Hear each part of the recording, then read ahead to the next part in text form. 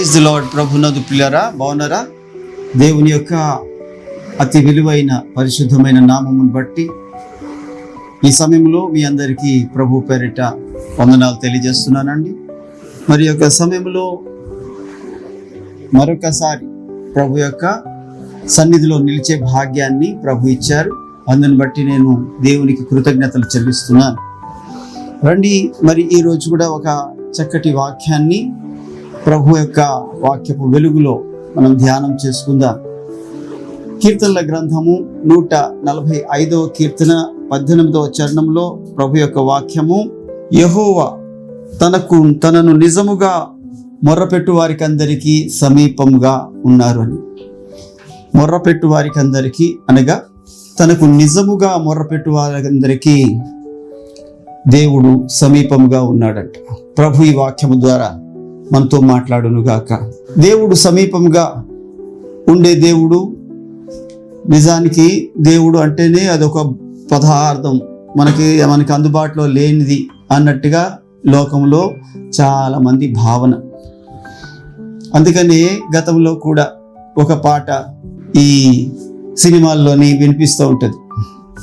ఎక్కడో దూరాన కూర్చున్నావు, ఇక్కడ మా తలరాతలు రాస్తున్నావు అని నా చిన్నతనంలో మరి ఒక పాట వింటుండేవాడిని.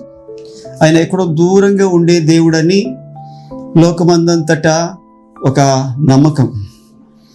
దేవుడు అంటే మనమే ఎక్కడికో వెళ్ళాలని చాలామంది అనుకుంటున్నారు, కానీ అది నిజం కాదు.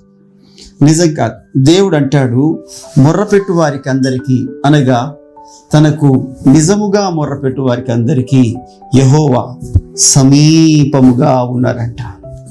ఈ రోజున దేవుడు నీతో మాట్లాడుతుంది ఏంటంటే, ఆయన దూరంగా ఉండే దేవుడు కాదు, సమీపముగా ఉండే దేవుడు. సమీపముగా అంటే ఎంత సమీపము అని ఆలోచన వస్తుంది. ఎంత సమీపం అంటే ఆ వాక్యంలోనే దేవుడు చెప్తున్నాడు, తన మొర్రపెట్టు వారికి అందరికీ యెహోవా సమీపంగా ఉన్నాడు. అంటే పెదవులకి దేవుని చెవులకి ఎంత దూరం ఉంటుంది అంటే, కేవలం ఆయన చెవిలో మనం చెప్తా ఉంటే వినడానికి ఎంత దూరం ఉంటుంది అంటే అంత దగ్గరగా ఉండే దేవుడు. ఒక చిన్న బిడ్డ రాత్రిపూట మరి నిద్రపోతూ ఉంటే అనుకోకుండా కరెంటు పోవడం వల్ల ఫ్యాన్ ఆగిపోవడం వల్ల వారి తండ్రి గారు తల్లి గారు అందరూ అక్కడే పడుకున్నారు. అయినా మెలకు వచ్చేసింది. ఆ బాబుకి మెలకు వచ్చి కళ్ళు తెరిచి చూసేసరికి చీకటిగా ఉంది. ఆ బెడ్ బల్బ్ కూడా వెలగట్లేదు. ఆ చీకటి వల్ల ఒక్కసారిగా తను ఎక్కడున్నాడో తెలియక ఒక్కసారి కయ్యమని అరిచి ఏడ్చాడు. ఎడవగానే పక్కనే ఉన్న తండ్రి బిడ్డ మీద చెయ్యి వేసి, నాన్న నేను ఇక్కడే ఉన్నానురా అని అన్నాడు. నాన్న భయపడకు, నేను ఇక్కడే ఉన్నాను, అమ్మ ఉంది, ఇదిగో అక్క కూడా ఇక్కడే ఉంది అని ఎప్పుడైతే చేయి పెట్టాడో వెంటనే ఎక్కడ లేని ధైర్యం వచ్చింది ఆ బాబుకి. అయితే చీకటి మారిందా అంటే మారలేదు, గది మారిందా అంటే మారలేదు, అక్కడ పరిస్థితులు మారాయా అంటే మారలేదు, కానీ ముందు భయం ఉంది. ఇప్పుడు నేను పక్కనే ఉన్నాను నాన్న అన్న ఒక ధైర్యం కలిగిన మాట తండ్రితో ఎప్పుడైతే విన్నాడో ఆ బాబు వెంటనే ఎక్కడ లేని ధైర్యం వచ్చింది. ఈ రోజున నేను మీతో చెప్పాలనుకుంటున్న ఈ మంచి మాటలో ఉన్న ఆ కీలకమైన లోతైన ఒక మంచి వాగ్దానం ఏముంచాడంటే, దేవుడు నేను నీకు దగ్గరగా ఉన్నాను, నేను నీకు దూరంగా లేను, నేను నీకు సమీపంగా ఉన్నాను. అనగా ఎవరికి సమీపంగా ఉంటారు అని అంటే మొర్రపెట్టు వారికి అందరికీ అనగా తనకు నిజముగా మొర్రపెట్టు వారికి అందరికీ యెహోవా సమీపముగా ఉన్నారు. అందరికీ దగ్గరగానే ఉన్నాడు, కానీ ఎవరైతే ఆయనకు మొర్ర పెడతారో వాళ్ళకి సమీపంగా ఉన్నాడు. ఓసారి యేసు ప్రభు సువార్త ప్రకటించుకుంటూ మరి వీధుల్లో గుండా వెళ్తూ ఉంటే చాలా మంది ప్రజలు ఆయన మీద పడుతూ ఉన్నారు, ఆయనని తాకాలని ప్రయత్నిస్తూ ఉన్నారు. ఆయన యొక్క అటెన్షన్ని మరి తన వైపు తిప్పుకోవాలని చాలామంది చాలా చేస్తున్నారు. అందులో ఒక స్త్రీ ఆమె ఏం చేసింది అంటే యేసుక్రీస్తు ప్రభువారి గురించి విన్నది. ఏమని విన్నది అనంటే ఆయన గొప్ప దేవుడు, ఆయన దేవుని చేత పంపించబడిన ఆయన సొంత దేవుని కుమారుడు, ఆయన అనేకులకు పరలోకమును గురించి బోధిస్తున్నారు, అనేకులకు పాపమును గురించి బోధిస్తున్నారు, అనేకులకు నెమ్మది కలిగిస్తున్నారు, ఆదరణ కలిగిస్తున్నారు. అదే సమయంలో ఆయన ద్వారా అనేక స్వస్థతలు జరుగుతున్నాయి, ఆయన ద్వారా అనేక దయ్యాలు విడిచిపెట్టి వెళ్ళిపోతున్నాయి, ఆయన ద్వారా మోగవారు మాట్లాడుతున్నారు, ఆయన ద్వారా చెవిటివారు వినగలుగుతున్నారు, ఆయన ద్వారా అనేక అద్భుతాలు అనేకుల జీవితాల్లో జరుగుతున్నాయి. చివరికి ఒక మరణించిన లేక ప్రాణం పోయిన బిడ్డను కూడా ఆయన లేవనెత్తారు అని ఇలాంటి మాటలు వింటున్నప్పుడు ఆమెలో కూడా ఒక బలహీనత ఉంది, రక్తస్రావం అనే బలహీనత. ఆ బలహీనతను బట్టి ఆమె ఏమనుకుందంటే నేను కూడా ఆయన దగ్గరికి వెళ్తాను, వెళ్ళి ఆయన వస్త్రపు చెంగు మాత్రం ముట్టుకుంటాను అని అనుకుందంట. ఈ మాట మీకెందుకు జ్ఞాపకం చేస్తున్నానంటే, ఈ మాట మీతో ఎందుకు నేను చెప్తున్నానంటే, మొర్రపెట్టు వారికి అందరికీ, నిజముగా మొర్రపెట్టు వారికి అందరికీ ఈ యొక్క వ్యత్యాసం మీకు తెలియపరచడానికి చెప్తున్నాను. ఆ సమయంలో కొన్ని వందల మంది ఆయన మీద పడుతున్నారు, అనగా వీళ్ళందరూ మొర్రపెట్టే గుంపులోనే ఉన్నారు. కానీ నిజముగా మొర్రపెట్టే గుంపులోని ఈమె ఉంది. ఈమె వెళ్ళి ఆయనతో ప్రార్థన చేయించుకోలేదు, ఆయన దృష్టిని ఆకర్షించలేదు, ఆయన ముందుకు వెళ్ళి నిలబడలేదు.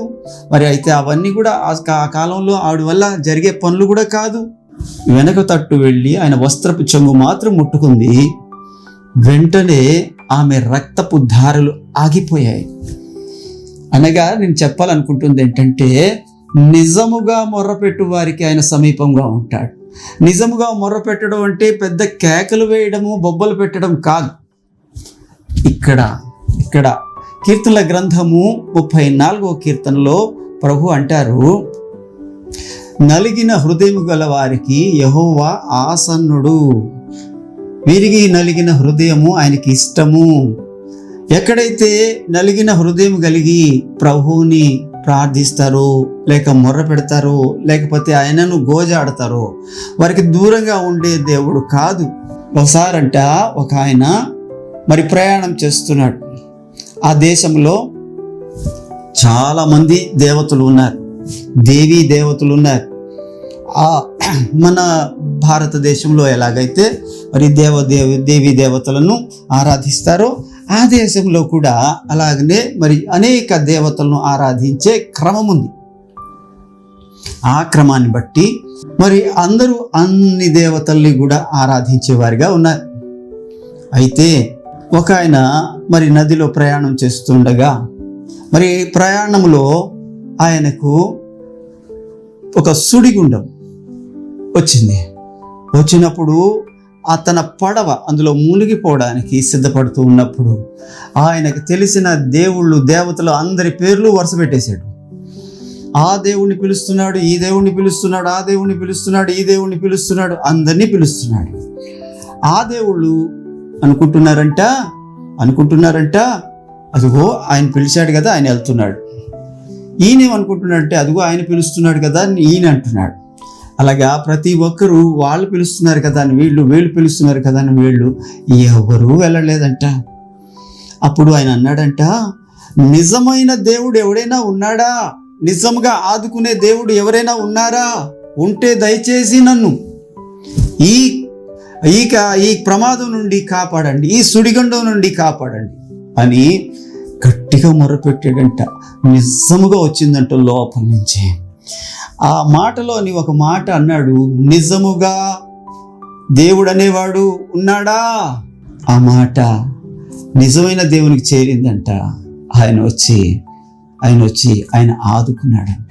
ఎలాగ ఆదుకున్నాడు అనంటే, ఆయనకి సమీపంలోనే ఈయన మొర్రపెట్టింది అటువైపు, కానీ అది వినిపించేది పక్కని ఇంకొకరికి వినబడింది. ఆ సమయంలో వాళ్ళు మరి అక్కడే ఆ స్థలంలోనే ఉండడం వల్ల, ఆయన సుడిగుండంలో చిక్కుకుంటున్నాడన్న సంగతి చూడడం వల్ల వాళ్ళు త్వరగా వచ్చి మరి ఆయన్ని రక్షించడం జరిగింది. అనగా నేను మీకు ఏం చెప్పాలనుకుంటున్నానంటే, ఆయన సమీపముగా ఉండే దేవుడు. చూడండి, ఇర్మియా గ్రంథము 23వ అధ్యాయము 23వ వచనములో ఒక మంచి చిత్రమైన మాట మనకి కనబడుతుంది.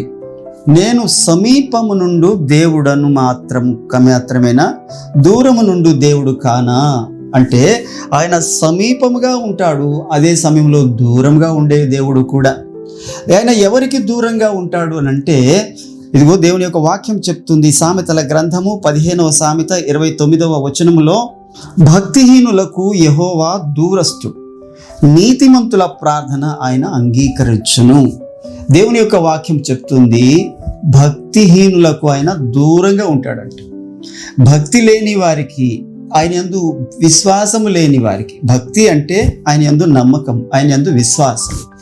నా దేవుడు నన్ను రక్షిస్తాడు, నా దేవుడు నన్ను కాపాడుతాడు, నా దేవుడు ఈ శ్రమల నుండి నన్ను తప్పిస్తాడు, నా దేవుడు అని ఎవరైతే ఆయన యందు విశ్వాసం ఉంచుతారో, ఆయన యందు ఆధారపడతారో, వారిని తప్పకుండా ఆయన రక్షించే దేవుడిగా ఉన్నాడు. ఇదిగో ఆ మాట ఇక్కడ రాయబడి ఉంది, భక్తిహీనులకు యెహోవా దూరస్తుడు, నీతిమంతుల ప్రార్థన ఆయన అంగీకరించును.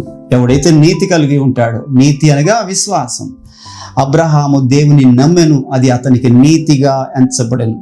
ఏదైతే నమ్మకం ఉందో అదే విశ్వాసం, దానినే నీతి అన్నారు. దేవుని యొక్క వాక్యం చెప్తూ ఉంది, ఆయన ఎవరికి దూరంగా ఉంటాడు అంటే, నేను సమీపంగా ఉండే దేవుడనా, దూరంగా ఉండే దేవుడని కానా అని దేవుడు అడుగుతున్న మాటకి అర్థం ఏమిటంటే, ఆయన భక్తిహీనులకు దూరంగా ఉండే దేవుడు. భక్తిహీనుల జోలికి ఆయన వెళ్ళడు. రెండోది, ఆయన ఎవరికి దూరంగా ఉంటాడంటే, గర్విష్ఠులకు దూరంగా ఉంటాడు. ఆయన గర్విష్ఠులను దూరము నుండి బాగుగా ఎరుగును అని 138వ కీర్తన 6వ చరణంలో మనం చూస్తాం కదా. యెహోవా మహోన్నతుడైనను, ఆయన దీనులను లక్ష్యపెట్టును, ఆయన దూరము నుండి గర్విష్ఠులను బాగుగా ఎరుగును. నువ్వు గర్వంతో పెట్టుబడితే, నువ్వు గర్వంగా ప్రవర్తిస్తే, నీ కన్నులు నీ తలకెక్కితే, సామెతల గ్రంథం 30వ అధ్యాయంలో ఉంది, నీ తలకు నెత్తికి కన్నులు వచ్చే వారి తరము కలదు అని. అంటే నీ కన్నులు పైకెక్కితే, నీ నోట గర్వపు మాటలు వస్తే దేవుడు నిన్ను దూరంగా ఉంచుతాడంట, దగ్గరికి కూడా రాలేడంట. ఈ రోజున ఆయన ఎవరికి దూరంగా ఉంటాడంటే, భక్తిహీనులకు దూరంగా ఉంటాడు. ఆయన ఎవరికి దూరంగా ఉంటాడంటే, గర్విష్ఠులకు దూరంగా ఉంటాడు. ఆయన ఎవరికి దూరంగా ఉంటాడంటే, అవిశ్వాసులైన వారికి దూరంగా ఉంటాడు. ఇదిగో, ఇటువైపు ఒక దొంగ, ఇటువైపు ఒక దొంగ, ఇద్దరు ఒక దగ్గరే ఉన్నారు, సమానమైన స్థితిలోనే ఉన్నారు. ఒకడు భక్తిపరుడుగా మారాడు, ఒకడు భక్తిహీనుడుగా ఉన్నాడు, అనగా అవిశ్వాసిగా ఉన్నాడు. ఒకడు పశ్చాత్తాపడుతున్నాడు, ఒకడేమో తిరుగుబాటు చేస్తున్నాడు. అవిశ్వాసులకు దూరంగా ఉంటాడు దేవుడు. ఆయన భక్తిపరుల పక్షపాతి. ఆయన ఇక్కడ దేవుని యొక్క వాక్యం చెప్తుంది, భక్తిహీనులకు దూరంగా ఉంటాడు, గర్విష్ఠులకు దూరంగా ఉంటాడు, అవిశ్వాసులకు దూరంగా ఉంటాడు. ఈ రోజున దేవుడు నీతో మాట్లాడుతున్న మాట ఏంటంటే, ఇదిగో మొర్రపెట్టు వారికి అందరికీ, తనకు నిజముగా మొర్రపెట్టు వారికి అందరికీ యెహోవా సమీపంగా ఉంటాడు. ఆయన సమీపంగా ఉంటే లాభం ఏంటి? సమీపంగా ఉంటే లాభం ఏంటంటే, ఒకటి, భయం పోతుంది. దేవుడు మనకి తోడుగా ఉంటే మనలో నుండి భయం పోతుంది, భయం ఉండదు, ఇక భయపడాల్సిన పని లేదు. అనగా మీకు ఉదాహరణ ఏంటంటే, షద్రక్, మేషక్, అబేద్నగో మరి ఆ బబులోను దేశములోని ఆ బొమ్మని మొక్కమన్నప్పుడు మేము మొక్కము అని చెప్పారు ఖచ్చితంగా. అంతేకాదు, ఇంకొక మాట కూడా అన్నాడు, అయ్యా, ఈ వేడిమి గల అగ్ని గుండములో నుండి తప్పించుటకు మా దేవుడు సమర్థుడు. ఒకవేళ తప్పించకపోయినను నీవు నిలబెట్టిన ఈ బొమ్మకి మేము మొక్కము అని చెప్పారు. అయితే దేవుడు వారు చెప్పిన ఆ మాటను బట్టి, వారు చూపించిన విశ్వాసాన్ని బట్టి, ఇదిగో ఆ వేడి మిగల అగ్ని గుండములోనే ఆ ముగ్గురితో కలిసి 4వ వాడిగా ఉన్నాడు. అనగా భయం పోయింది, ధైర్యం వచ్చింది. వారిలోని ఏమాత్రము భయం లేదు. ఎందుకు అనంటే దేవుడు నాతో ఉన్నాడు, మాతో కూడా ఉన్నాడు. ఈ రోజున దేవుడు నీతో చెప్తున్నాడు ఏంటంటే అగ్ని వంటి శ్రమలు నీ జీవితంలో కూడా వస్తాయి, రావు అని చెప్పడానికి లేదు. ప్రభు యొక్క వాక్యము యోహాను సువార్త 16వ అధ్యాయము 33వ వచనంలో చెప్తున్న మాట ఏంటంటే, లోకములో మీకు శ్రమ తప్పక కలుగును, అయినను ధైర్యము తెచ్చుకొనుడి, నా యందు మీకు సమాధానము కలుగునట్లు ఈ మాటలు మీతో చెప్తున్నాను అంటారు ప్రభు. అయినా భయపడాల్సిన పని లేదు, నేనున్నాను మీతోని, నేనున్నాను అని ప్రభు తనకు తానే ఇస్తున్న వాగ్దానం ఇది. అందుకనే ఆయన సమీపముగా ఉండే దేవుడు. రెండోది, ఆయన దగ్గరగా ఉంటే భయం పోతుంది, ఆ ధైర్యం వస్తుంది. ఆయన దగ్గరగా ఉంటే కలవరం పోతుంది, నెమ్మది వస్తుందండి, హృదయానికి నెమ్మది వస్తుందండి.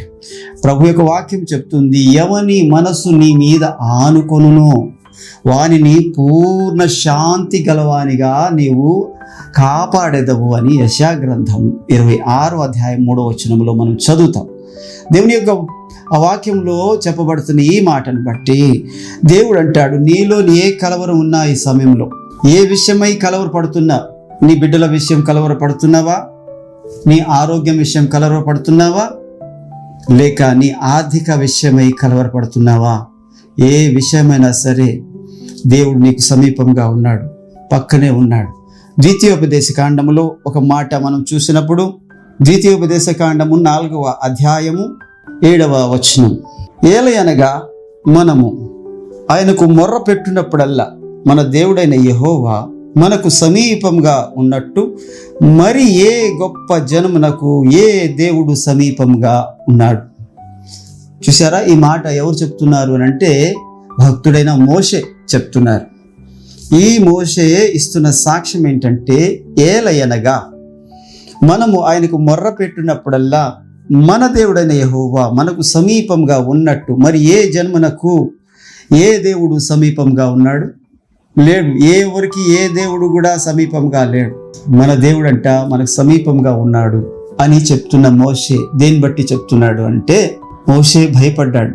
ప్రభువా, ఇంతమంది జనాన్ని నేను నడిపించలేనయ్యా, ఇంతమంది జనాన్ని నేను ఎప్పుడు నడిపించిన వాడిని కాదయ్యా, అయ్యా నేను మాట చమత్కారిని కాదయ్యా, నేను మా నోటి మాంద్యం గలవాడను, నాలుక మాంద్యం గలవాడనయ్యా, మాట నేర్పరిని కాదయ్యా, అయ్యా నాకు ఇదివరకు ఎవరితో మాట్లాడినా అనుభవాలు లేవయ్యా అంటూ రకరకాలుగా దేవుని దగ్గర నుంచి ఈ యొక్క పరిచర్య నుండి తప్పించుకోవాలని చూశాడు. ప్రభు చెప్పారు, నీకెందుకు, నేను నీకు తోడుగా ఉంటాను కదా, నువ్వు భయపడాల్సిన పని లేదు మోషే, నువ్వు భయపడాల్సిన పని లేదు, నేను నీ నోటికి తోడుగా ఉంటాను, నీకు తోడుగా ఉంటాను. అంతేకాదు నీకు సహాయంగా మీ అన్నయ్యన అహరోను నీకు తోడుగా నీ నోరులాగా ఇస్తాను. నేను నీకు చెప్తాను, నువ్వు మీ అన్నగారికి చెప్పు, మీ అన్నగారు వెళ్ళి వాళ్ళకి చెప్తారు అని ధైర్యించాడు దేవుడు. అప్పటి వరకు ఎంతమంది జనాన్ని చూసి ఎలా అని భయపడిన కలవరపడిన ఆ మోషే హృదయంలోకి నెమ్మది వచ్చేసింది. ఇక ఒక్కసారి ఆ నాకటి మీద చేయి వేశాడు, ఇక నడిపించడం మొదలు పెట్టాడు. 40 సంవత్సరాలు. దేవునికి మహిమ కలుగును గాక. ఈ రోజున ప్రభు నీతో మాట్లాడుతున్నాడు. దేనిని చూసి కలవరపడొద్దు, నువ్వు దేనిని చూసి కలవరపడద్దు, కొత్త వ్యాపారాన్ని చూసి కలవరపడద్దు, కొత్త ఉద్యోగాన్ని చూసి కలవరపడద్దు, ఇది నేను ఎలా చేయగలను అని కలవరపడద్దు, నేను ఎలా మాట్లాడగలనని కలవరపడద్దు. నువ్వు ఎక్కడైనా ఏ ప్రయత్నమైనా చేసినప్పుడు నీతో కూడా నీ దేవుడు ఉన్నాడన్న సంగతి గుర్తుపెట్టుకో. ఆయన మోషేతో చెప్పాడు, పగలు మేఘస్తంభములు, రాత్రి అగ్నిస్తంభములు, నేను నీతో కూడా ఉంటానయ్యా, నేను నీకు సమీపంగా ఉంటాను, నిన్ను విడిచిపెట్టను, నిన్ను విడువను, నిన్ను ఎడబాయను. మోషే తర్వాత మోషే గారి శిష్యుడు యెహోషువ కూడా భయపడ్డాడు. భయపడకు, కలవరపడకు, జడియకు అని దేవుడే ధైర్యం ఇచ్చాడు. దేవుడే ఆయన్ని ధైర్యపరిచాడు. నేను మోషేకు తోడై ఉండినట్లు నీకును తోడై ఉంటాను. ఎంత గొప్ప వాగ్దానం కదా, ఎంత గొప్ప వాగ్దానం కదా. దేవుడు చెప్తున్నాడు, ఒకటి, ఆయన నీకు తోడుగా ఉంటే భయం ఉండదు, ఎలాంటి అగ్ని వంటి శ్రమలైనా. ఆయన తోడుగా ఉంటే కలవరం ఉండదు, హాయిగా జరిగిపోతాయి పనులన్నీ. నువ్వు ఎంత పెద్ద పెళ్లి పెట్టుకున్నా జరిగిపోతుంది, ఎంత పెద్ద ఇల్లు కట్టుకోవాలనుకున్నా జరిగిపోతుంది. కానీ అప్పటికి కొద్దిగా భయం వేసేలాగిన పరిస్థితులు వచ్చి పడుతూ ఉంటాయి. ఒక్కొక్కడు నీకు ఎదురు తిరిగే వాళ్ళు వస్తారు, ఒక్కొక్కడు నిన్ను మోసం చేసే వాళ్ళు వస్తారు, ఒక్కొక్కడు నిన్ను మరి ఆశల వలయంలో చిక్కించుకునే వాళ్ళు వస్తారు, నిన్ను మోసం చేయడానికి వస్తారు. కానీ ఆయన నీకు తోడుగా ఉన్నాడు కాబట్టి వారెవరు కూడా నీ మీద జయము పొందలేరు. ఇక మూడవది, ఆయన నీకు తోడుగా ఉంటే కష్టం పోతుంది, సంతోషం కలుగుతుందంట. నీ కష్టం పోతుంది, లేక కష్టాలు పోతాయి, నువ్వు సంతోషంగా ఉంటావు. ఇగో దేవుని యొక్క వాక్యం నీతోనే మాట్లాడుతుంది. ప్రియ సహోదరుడా, నీతోనే మాట్లాడుతుంది. ఆయన సమీపంగా ఉండే దేవుడు. ఆయనకి మొర్ర పెట్టినప్పుడు నీ కష్టాలు పోతాయి. ఇప్పుడు నువ్వు ఏ కష్టాల గుండా నడుస్తున్నావో, ఏ శ్రమల గుండా నడుస్తున్నావో, ఏ బాధల గుండా నడుస్తున్నావో, ఏ అవమానాల గుండా నడుస్తున్నావో, ఏ ముళ్ళ బాటలో నడుస్తున్నావో, ఏ రాళ్ల బాటలో నడుస్తున్నావో, దేవుడు చూస్తున్నాడు నిన్ను. నీ కన్నీరు చూస్తున్నాడు. నీ కష్టాలు పోయే రోజు వస్తుంది. ఆయనకు మొర్రపెట్టు. ఆయనకి ఎప్పటిలాగా అందరిలాగా సాధారణమైన మొర్ర కాదు, కానీ నిజముగా మొర్రపెట్టు. అలా మొర్రపెట్టినప్పుడు దేవుని యొక్క వాక్యం చూడండి. యెషయా గ్రంథము 64వ అధ్యాయము 4వ వచనంలో దేవుని యొక్క వాక్యము ఇలా సెలవిస్తుంది. తన కొరకు కనిపెట్టు వాని విషయమై నీవు తప్ప తన కార్యము సఫలము చేయు మరి ఏ దేవునిని ఎవడును ఏ కాలమున్న చూచి ఉండలేదు. అట్టి దేవుడు కలడన్న సమాచారం మనుషులకు వినబడలేదు, అట్టి సంగతి వారికి తెలియబడలేదు. అనగా నీ కొరకు కనిపెట్టుకున్నప్పుడు నువ్వు కార్యము సఫలము చేసే దేవుడు. కష్టాలు పోతాయి, కష్టం పోతుంది, బాధ పోతుంది, శ్రమ పోతుంది, ఇబ్బందులు పోతాయి. నిజంగా మొర్ర పెట్టినప్పుడు దేవుడు ఇన్ని మేలులు చేస్తాడు. ఇదిగో భక్తిహీనులకు దూరంగా ఉంటాడు, అవిశ్వాసులకు దూరంగా ఉంటాడు, గర్విష్ఠులకు దూరంగా ఉంటాడు. కానీ నిజముగా మొర్ర పెట్టే వారికి సమీపంగా ఉంటాడు. అదే సమయంలో ఆయన సమీపంగా ఉంటే భయం పోతుంది, కలవరం పోతుంది, కష్టాలు పోతాయి. ఈ రోజున దేవుడు నీతో మాట్లాడుతున్న ప్రియ సహోదరుడా, భయపడకు. ఇగో మరి భయపడకపోతే ఏం చేయమంటావంటే చివరి మాట చెప్పి ముగిస్తాను. కీర్తనల గ్రంథము 75వ కీర్తన మొదటి మాటలోని ఇలా రాసుంది. దేవా, మేము నీకు కృతజ్ఞతాస్తుతులు చెల్లించుచున్నావు. నీవు సమీపంగా ఉన్నావని కృతజ్ఞతాస్తుతులు చెల్లించుచున్నాము. నరులు నీ ఆశ్చర్య కార్యములను విభజించుదురు. Praise the lord. దేవునికి మహిమ కలుగును గాక. దేవా, మేము నీకు కృతజ్ఞతాస్తుతులు చెల్లించుచున్నాం. నైనా నువ్వు మాకు దగ్గరగా ఉన్నావని నీకు కృతజ్ఞతాస్తుతులు చెల్లించుచున్నాం, లేదా సమీపంగా ఉన్నావని కృతజ్ఞతాస్తుతులు చెల్లించుచున్నాం. అంతేకాదు, ఇగో మేము మొర్ర పెట్టినప్పుడు మీరు మాకు చేసిన ఆశ్చర్య కార్యములను బట్టి మేము ఇగో తండ్రి మరి అందరికీ వివరిస్తాం నాయన. మరి కృతజ్ఞత ఎలా చెల్లిస్తామంటే థ్యాంక్స్ ప్రభువా అని మరి ఎక్కడో 4 గదుల మధ్యలోని ప్రార్థనతో మోకలించి చెప్పేయడం కాదు, కానీ ఆయన చేసిన మేలులు ఉపకారాలని దాచిపెట్టకుండా మూసిపెట్టకుండా మరి ఆయన సత్యమును సమాజంలోని నువ్వు వివరించాలి. ఇదిగో నా దేవుడు నన్ను విడిచిపెట్టలేదు, ఇదిగో నన్ను విడవను, నన్ను ఎడబాయనని నాతో వాగ్దానం చేసిన నా దేవుడు నాకు తోడుగా ఉన్నాడు. తనకు మొర్ర పెట్టినప్పుడు సమీపంగా ఉన్నాడు నాతోని. ఇగో ఆ మాటే అంటాడు ఇక్కడ కదా, నీవు సమీపంగా ఉన్నావని కృతజ్ఞతాస్తుతులు చెల్లిస్తున్నాం. ఎలాగ చెల్లిస్తున్నామంటే నీ కార్యాలను లోకంలో నేను ప్రచురం చేస్తాను. ఈ రోజున దేవుడు మాట్లాడుతూ నీకు మాట్లాడేటో తెలుసా? నేను నీకు తోడుగా ఉన్నాను. భయపడొద్దు. నువ్వు భయపడటం వల్ల నువ్వేమీ మార్చలేవు. కానీ మొర్ర పెట్టినప్పుడు, నిజముగా మొర్ర పెట్టినప్పుడు ఆయన నిన్ను ఆదుకుంటాడు. ఆయన నీలో నుంచి భయాన్ని తీస్తాడు. ఆయన నీలో నుంచి కలవరాన్ని తీస్తాడు. ఆయన నీ కష్టాలను నీకు దూరం చేస్తాడు. నీకు నెమ్మది, సమాధానము నీ హృదయంలో పొందుపరుస్తాడు. ఈ రోజున దేవుడు నీతో మాట్లాడాలని నమ్ముతున్నాను. నువ్వు ఏ విషయంలో భయపడుతున్నావో, ఏ విషయంలో నలిగిపోతున్నావో, ఏ విషయంలో నువ్వు తొందరపడుతున్నావో, ప్రియ సహోదరుడా, వద్దు. నీ దుఃఖ దినములు సమాప్తమైనవే. నీ దుఃఖము పోయింది. నీ దుఃఖము సంతోషంగా మారబోతుంది. నీ యొక్క కన్నీరు నాట్యంగా మారబోతుంది. కనుక ఈ యొక్క వాక్యము నీతోనే మాట్లాడుతున్న నీ ప్రభుకి కృతజ్ఞతలు చెల్లించు. నాతో కలిసి ఈ ప్రార్థనలు ఏకీభవించు. ప్రార్థన చేద్దాం. మిక్కిలి కృపా కనికరములు గల దేవా, పరిశుద్ధుడా, ప్రేమ నమ్మకము కలిగే తండ్రి, నీకు స్తోత్రాలు. ఈ యొక్క సమయంలో నాయనా, తనకు మొర్రపెట్టు వారికి అందరికీ, తనకు నిజముగా మొర్రపెట్టు వారికి అందరికీ యెహోవా సమీపంగా ఉంటాడని మీరు నైనా మీ లేఖనాల ద్వారా చెప్పిన మీ మంచి వాగ్దానాల కొరకు కృతజ్ఞతలు చెల్లిస్తున్నాను. మరి ఎవరి కొరకు ప్రేరేపించి మాటల చేత ప్రభువా నన్ను ఇక్కడ నిలవబెట్టారో ప్రభువా, వారితో మీరు మాట్లాడండి. వారి హృదయంలో ఉన్న ఆ భయాన్ని, ఆ కలవరాన్ని ప్రభువా తొలగించండి. ప్రభువా, వారి కష్టాలను తీసివేయండి తండ్రి. ఇగో వారు పడిన కష్టం కొలది తిరిగి వారికి నెమ్మది ఇవ్వండి సార్. అయ్యా, మరి అంతేనైనా వారు ఎంతైతే నలగొట్టబడ్డారో అంత మరలా వారు సౌఖ్యవంతమైన జీవితంలోకి వెళ్ళడానికి మార్గాలు సరళం చేయండి ప్రభువా. వారి ప్రతి వ్యాధిని స్వస్థపరచండి, ప్రతి సమస్యను తీర్చండి, ప్రతి ఆర్థిక సమస్యను తీర్చండి. ప్రతి ఒక్కరిని వారి వారి స్థితిలో దర్శించి దీవించండి. ఈ వాక్యం విన్న ప్రతి ఒక్కరి జీవితంలో మీ కృప కనికరం కలిగిన కార్యాలు జరిగించండి. మహిమ పొందండి.